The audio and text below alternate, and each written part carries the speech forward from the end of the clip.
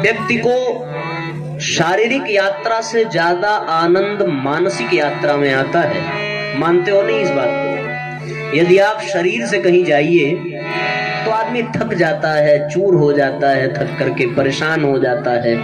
और साहब शरीर से जाने पे काफी कुछ खर्च भी करना पड़ता है, बड़ी व्यवस्था जुटानी पड़ती है, बड़ा बैग पैक करना पड़ता है। अब ये भाई साहब हमारे संगीत के सब लोग आए तो अपना कपड़ा लत्ता बोरिया बिस्तर बांध करके 3 दिन का दवाई दर्पण सब ले करके, अबला तबला हारमोनिया वगैरह सब ले करके यहाँ पर आए। तो इसलिए आए क्योंकि इनको शरीर लेकर के आना पड़ा। लेकिन शरीर के अलावा यदि मानसिक यात्रा हो तो फिर कुछ लेकर के जाना नहीं पड़ता। आदमी बिना किसी फजीहत के, बिना किसी समस्या के वो सब आनंद पा सकता है जिसकी उसे अपेक्षा है। और शरीर से यात्रा करने के लिए आप एक निर्धारित दूरी तक ही जा सकते हैं, लेकिन मन से जब आप कहीं की यात्रा करिए तो फिर आप कहीं भी, कभी भी और कैसे भी जा सकते हैं। चाहे आपका पेट भरा हो या न भरा हो तो भी आप मन से जा सकते हैं। चाहे आपके हाथ में खाने पीने की कोई चीज हो या ना हो तो भी आप जा सकते हैं। चाहे आप कपड़ा पहने हो या बिना वस्त्र के हो तो भी आप जा सकते हैं।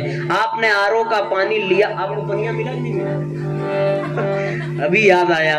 तो चाहे आपको पानी मिला हो या नहीं मिला हो तो भी आप मन से यात्रा कर सकते हैं। आप दवा लिए हो या न लिए हो तो भी आप मन से यात्रा कर सकते हैं, है ना? मानते हो कि नहीं इस बात को? बिना गाड़ी घोड़ा के आप चाहें तो 1 मिनट में यहाँ बैठे बैठे अपने ससुराल जा सकते हैं। और ससुराल में क्या हो रहा है आप अपने मन से देख सकते हैं कि इस समय सास दरवाजे के चौखट पर बैठी होगी, मटर छील रही होगी, हमारी जो सरहज होगी वो चूल्हा चौका में लगी होगी। ये सारी चीजें आप देख सकते हैं।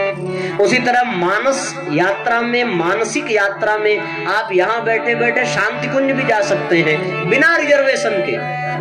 1 रुपया खर्च होने वाला नहीं है। आप खुद ही विचार करें तो आप गंगा जी के किनारे उतरे हैं और उसमें डुबकी लगाई आपने, और ये ऐसी डुबकी कि आपका तन भले न भीगे लेकिन मन जरूर भीग जाएगा। और मन भीग जाए तो फिर गंगा का स्नान सार्थक हो जाता है। और फिर गंगा स्नान करके बाहर आप निकले, शांति कुंज के गेट पर पहुंचे, सजल श्रद्धा प्रखर प्रज्ञा का दर्शन करें, फिर उसके बाद यज्ञ इत्यादि दर्शन करते हुए अखंड दीप का दर्शन। बताओ मानसिक यात्रा आसान है ना? लेकिन कहीं कहीं शारीरिक यात्रा भी बड़ी अनिवार्य हो जाती है।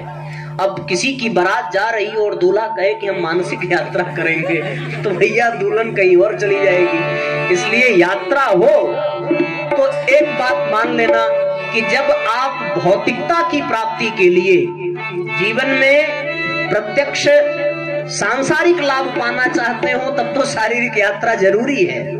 लेकिन वास्तव में यदि आध्यात्मिक आनंद पाना चाहते हो, आत्मिक उत्थान करना चाहते हो, आध्यात्मिक लाभ पाना चाहते हो तो शरीर का महत्व समाप्त हो जाता है और मन का महत्व प्रारंभ हो जाता है। जहां शरीर समाप्त हुआ वहां पर मन से यात्रा प्रारंभ हो जाती है।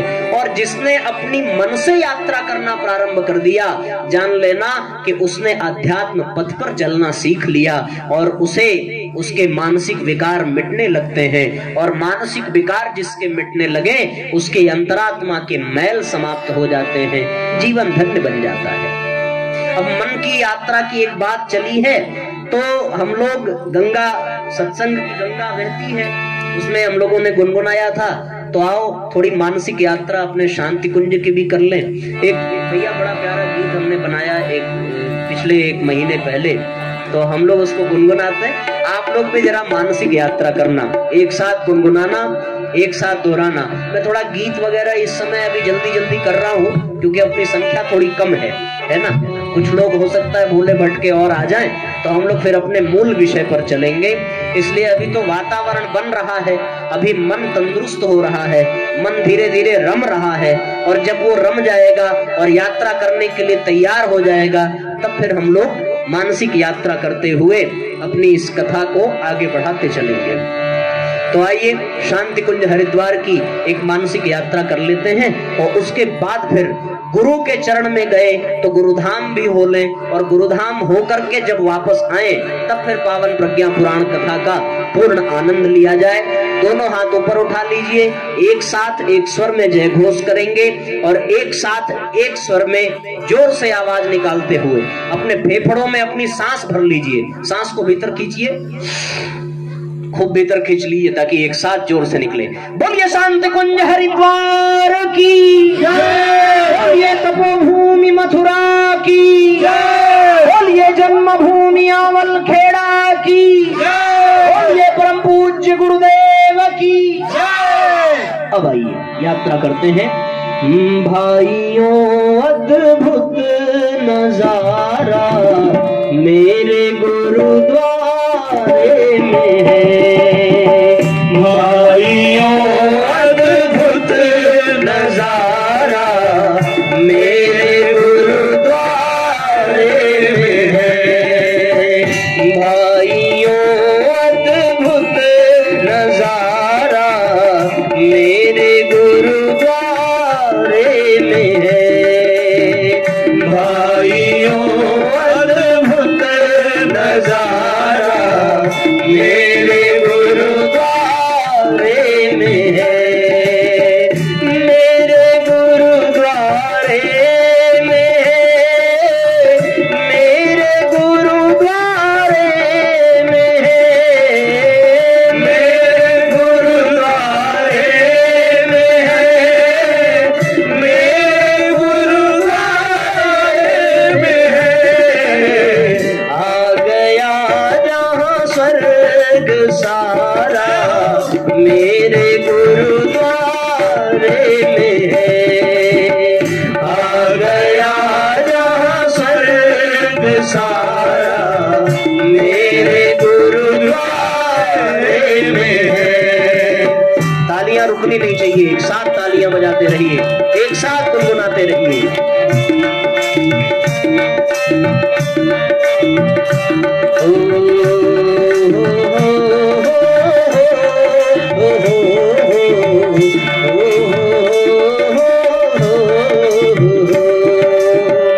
प्रखर प्रज्ञा सजल श्रद्धा का जहाँ चैतन्य परिसर, प्रखर प्रज्ञा सजल श्रद्धा का जहाँ चैतन्य परिसर, जप रहा है मंत्र गायत्री जहाँ प्रत्येक कण कण, जप रहा है मंत्र गायत्री जहाँ प्रत्येक कण कण, पढ़ रही है लोक हित में नित्य यज्ञ में आहुति, पढ़ रही है लोक हित में नित्य यज्ञ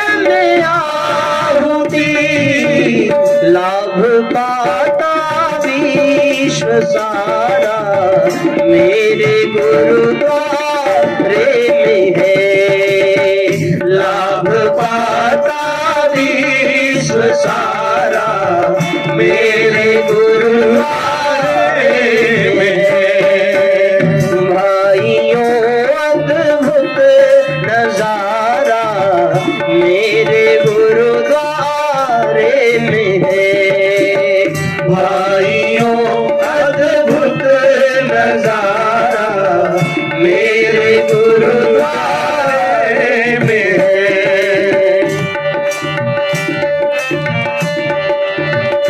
एक साथ तालियां बजाते रहे, एक साथ गुनगुनाते रहे। बता दूं, तन से नहीं मन से यात्रा करिए और मन को पूरी तरह भिगा लीजिए आध्यात्म के पथ पर अपने गुरु और गुरुधाम में। भाव से तालियां बजाते हुए गुनगुनाते चले।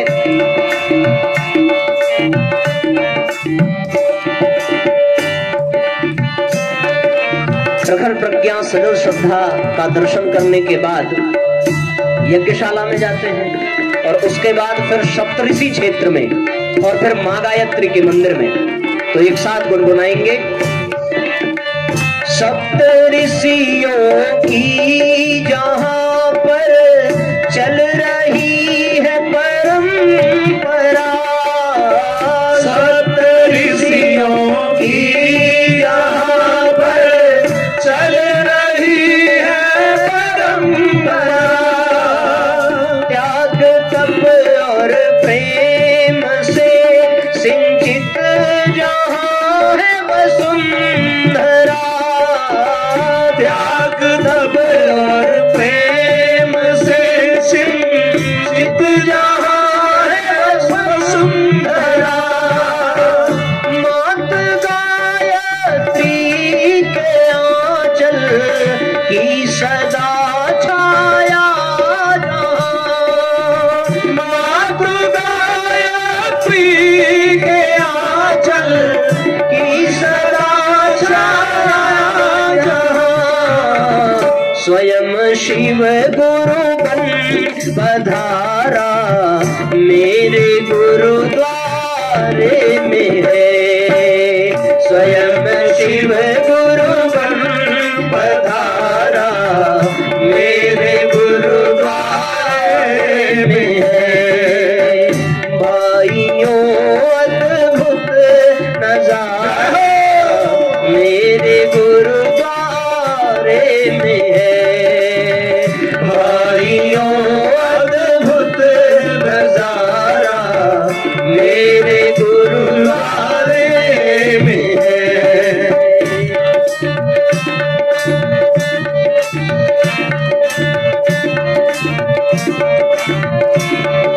जय हो।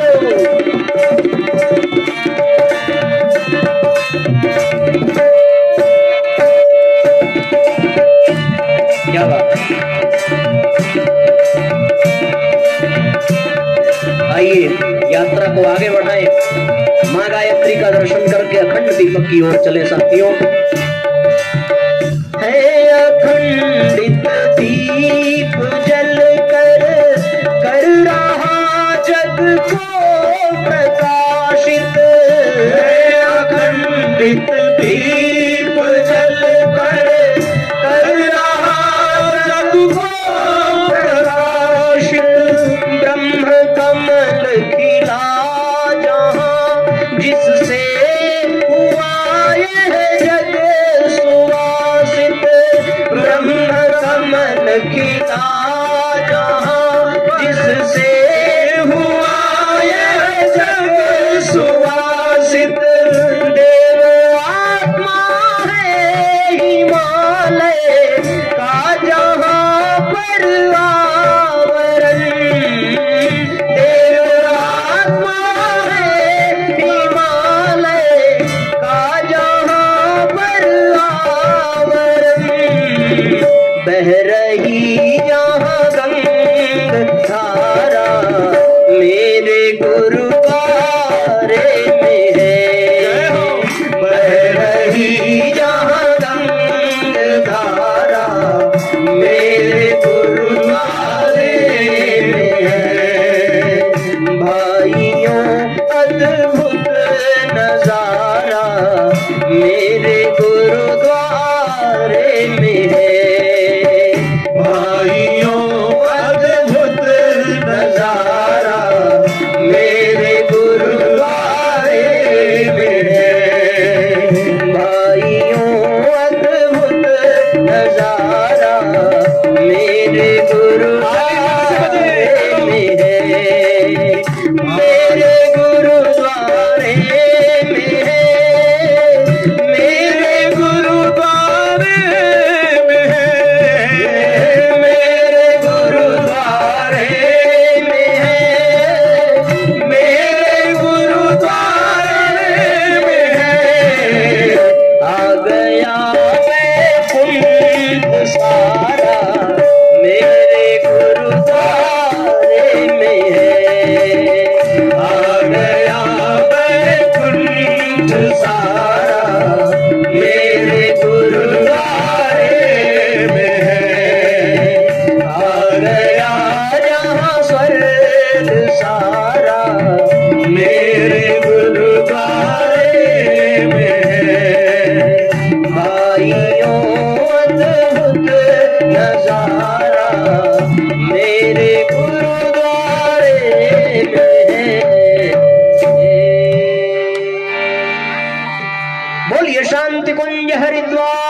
की जय। हाँ, तो साथियों, आपका हमने 1000 रुपया बचा दिया। पूछो कैसे? पूछो भाई, फिर से पूछो, थोड़ा एक साथ पूछो। कितना बचाया पहले ये तो जान लो। 1000 बचाया, ठीक है ना? वो 1000 ऐसे बचाया कि अगर आप अपना शरीर लेकर के शांति कुंज जाते 400 जाने का लगता, 400 आने का लगता, स्लीपर क्लास में 600 हो गया। लो भाई 1500 बचा दिया। और फिर वहां से फिर हरिद्वार से शांति कुंज जाते, और वहां जाते तो मन तो मानता नहीं, तो कैंटीन में भी 100-200 खर्च होता ही। तो हमने ये सारे खर्च आपके बचा दिए और वास्तव में आपको शांति कुंज का दर्शन करा दिया। देखो, ये सुनने में तो बड़ी मजाक की बात लगेगी, पर वास्तव में आध्यात्म के पथ पर कदम बढ़ाने का यही मूल मंत्र है। आध्यात्म में और भौतिकता में ये सबसे बड़ा अंतर है, और स्पष्ट अंतर ये है कि भौतिक जगत में तन नाचता रहता है और अध्यात्म जगत में मन को नचाना पड़ता है। या इसको और अच्छे से समझना हो तो आप ऐसे समझिए कि यदि भौतिक लाभ पाना है तो आपको तन को दौड़ाना पड़ेगा, और साथियों यदि अध्यात्म के पथ पर जाना है तो आपको आपका तन भले स्थिर हो, लेकिन जहां आपको जाना है वहां आपका मन पहुंचना चाहिए। यदि आप अपने शरीर से शांति कुंज पहुंच भी जाइए या किसी भी तीर्थ स्थल पर पहुंच जाइए, आपका शरीर तो वहां चला गया, लेकिन आपका मन यदि आपके घर में ही लगा हुआ है तो वहां जाने का कोई लाभ आपको मिल नहीं सकता। और आपका शरीर भले आपके घर में हो, पर आपका मन यदि तीर्थ स्थल पर पहुंच गया तो साथियों, आपका बिना गए वो सब कुछ आध्यात्मिक लाभ प्राप्त करना संभव हो जाएगा जो आप वहां जाकर के प्राप्त करते। इसमें कोई दो राय नहीं है। जिसने भी अध्यात्म जगत में लाभ पाया है उसने अपने मन को उस दिशा में दौड़ाया है। तन को दौड़ाने से कुछ मिलने वाला नहीं है। इसलिए साथियों, शरीर की यात्रा के साथ साथ मानसिक यात्रा का भी अभ्यास हमें अपने जीवन में डालना चाहिए। मैंने कई बार अपनी कथाओं में कहा है कि कथा में आपका तन भले ना आवे, लेकिन आपका मन यही होना चाहिए और कहीं नहीं होना चाहिए। आपका तन यहां अवश्य बैठा हो, पर आपका मन कहीं और हो, तो फिर यहां पर बैठने का कोई लाभ मिलने वाला नहीं है। उसी तरह आपका तन भले शांति कुंज में हो, पर आपका मन वहां न हो, तो फिर उतनी दूर जाना आना भी बेकार हो जाता है। इसलिए भौतिकता का लाभ पाना हो तो तन को साथ रखना जरूरी है। जैसा अभी हमने बताया, अब किसी दूल्हे की बारात जा रही हो और वो कह दे कि शरीर से नहीं हम मन से यात्रा करेंगे, तो साथियों दुल्हन तो उसको मिलने से रही। लेकिन आध्यात्मिक जगत में आपका तन वहां जाए चाहे न जाए, आपका मन वही होना चाहिए। भगवान अयोध्या छोड़ करके वन की ओर गए, तन अवश्य राम का गया, पर राम के साथ साथ कौशल्या का, भरत का, दशरथ का, इनका तन नहीं गया, लेकिन इनका मन राम के साथ साथ चल रहा था। इसीलिए तो दशरथ को अपना शरीर छोड़ना पड़ा। तो आध्यात्म के जगत में मानसिक यात्रा का बड़ा महत्व है। शारीरिक यात्रा गौड़ हो जाती है, मानसिक यात्रा का ही आनंद मिलता है। इसलिए साथियों, हम यहाँ पर मन से बैठे, और गोस्वामी तुलसीदास जी ने भी कहा है, तात सुनाहूं सादर मन लाई, आप कही अनुजही समझाई। तात सुनाहूं सादर मन लाई, आप कही अनुजही समझाई। घर घर सबके हो ही पुराण,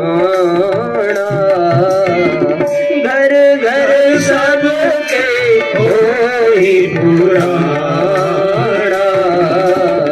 रामचरित सुंदर विधि नाना, रामचरित सुंदर विधि नाना, वेद पुराण वशिष्ठ बखानी, सुनहि राम यद्यपि सब जानी। वेद पुराण वशिष्ठ बखानी, सुनहि राम यद्यपि सब जानी। तात सुनहु सादर मन लाई, आप सही अनुजहि समझाई, आप सही अनुजहि समझाई। तो इसलिए भैया तन के साथ साथ मन का होना बहुत जरूरी है। तन भले न हो यहाँ पर लाउड स्पीकर के माध्यम से यदि आप तक आवाज जा रही हो और आपका मन कथा में ही हो, आप भले अपने घर में बैठे हो तो आपको कथा का पूरा लाभ मिलेगा। और यहाँ आपका तन अवश्य बैठा हो पर मन आपका कहीं और हो तो साथियों कथा का लाभ नहीं मिलने वाला। इसलिए मन से यहाँ बैठे, ये जो हमने मानसिक यात्रा कराई उसी तरीके से आप प्रतिदिन मानसिक यात्रा करें।